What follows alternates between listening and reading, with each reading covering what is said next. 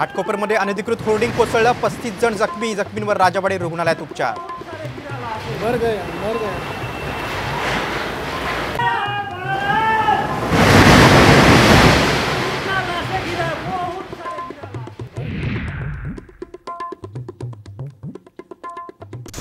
मुंबईतील वडाळ्यात parking lift कोसळली, वादळी वाऱ्यामुळे लिफ्ट कोसळली, सुदैवानं मोठी दुर्घटना टळली।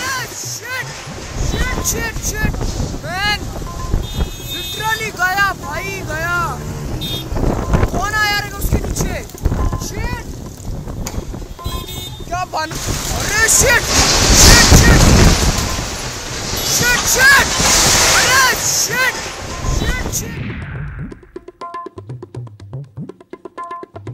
पावसामुळे मध्य रेल्वे विस्कळीत, घरी परतणाऱ्या प्रवाशांचे हाल, तर मुंबई मेट्रोची सेवाही विस्कळीत।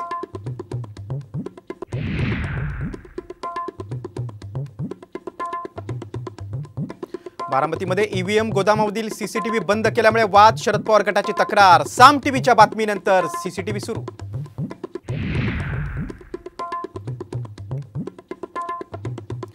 शिंदे गटानं नाशिकमध्ये पैसे वाटल्याचा संजय राऊतांचा गंभीर आरोप, मुख्यमंत्र्यांनी हेलिकॉप्टरमधून इतक्या जड बॅगा कशासाठी नेल्या, राऊतांचा सवाल।